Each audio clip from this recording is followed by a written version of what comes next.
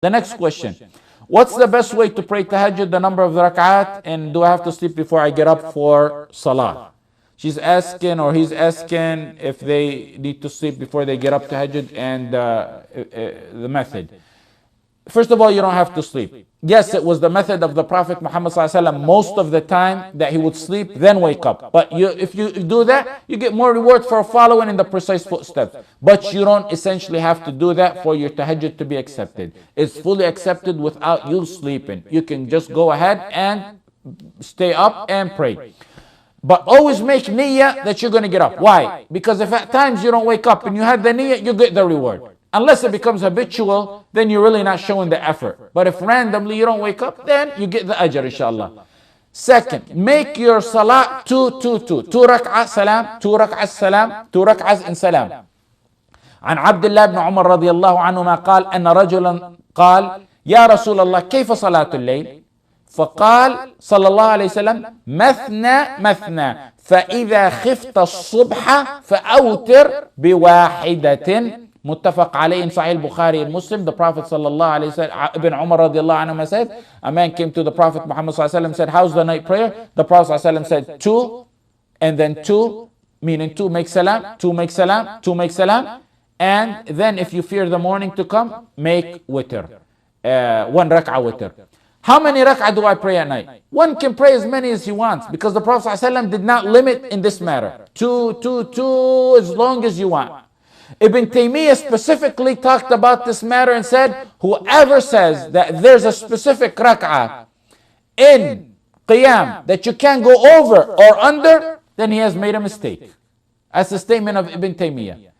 In Hashiyat al-Rawd, he said, the night prayer is among the worships that the more you do, the more you get reward without a dispute among scholars. If you want the more precise sunnah, then it was the sunnah of the Prophet ﷺ to do 11. Sallallahu alayhi wasallam. And that's because of hadith Aisha radiallahu anha, where she said, ما كان رسول الله صلى الله عليه وسلم يزيد في رمضان ولا في غيره على 11 ركعة. In Bukhari and Muslim, Aisha radiallahu anha said, the Prophet sallallahu alayhi wasallam in Ramadan and outside Ramadan never went above 11 rak'ah. That was what he used to do. But you also have another hadith by Ibn Abbas, which is also authentic. أن صلاة النبي صلى الله عليه وسلم 13 ركعة يعني بالليل. Ibn Abbas said the Prophet sallallahu alayhi wasallam's prayer at night was 13 rak'ah. So you can choose to do unlimited, or you can follow the more precise sunnah of doing 11, like Hadith Aisha. Or you can do what's in Hadith Ibn Abbas, 13. But the closest to the sunnah is 11, because I believe that the 13 is explained in another Hadith, which is that the 2 additional rak'ah between the 11 and 13 were the 2 rak'ah of the Fajr. Someone added them, because in a Hadith in Sahih Muslim, أن رسول الله صلى الله عليه وسلم كان يصلي 13 ركعة بركعتي الفجر. So another hadith explains it and adds that the 2 rak'ahs additional over 11 were the 2 rak'ah fajr. It's sunnah to make the salah in your house. It's sunnah to wake up your family.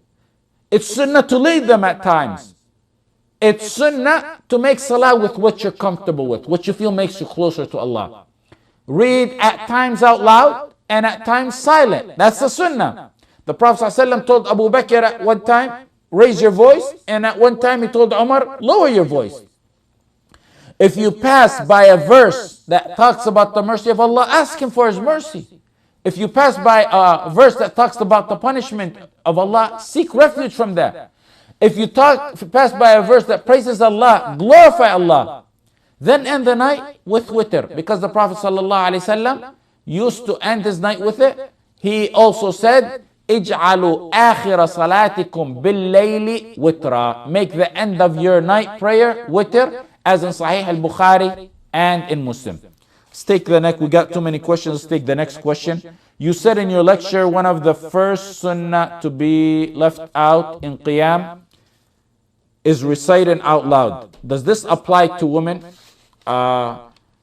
what I mentioned wasn't really my statement. It was the statement of Ibn Umar radiallahu anhu. I said the first sunnah to be left out is qiyam, prayer, and raising your voice in the qiyam.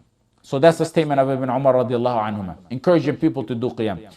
Ibn al-Qayyim in Zad al-Ma'ad said that the Prophet ﷺ used to recite out loud sometimes and silent sometimes in qiyam. This applies to women as well. This applies to women as well. In Nawawi, in Majmu', in the Majmu', in Al-Qadi Abu Tayyib, and Ibn Qudama in the Mughni, and of the contemporary scholars, Shaykh Ibn Baz, said if a woman is alone or with close relatives, she can read out loud. That's whether she's praying alone or with other women.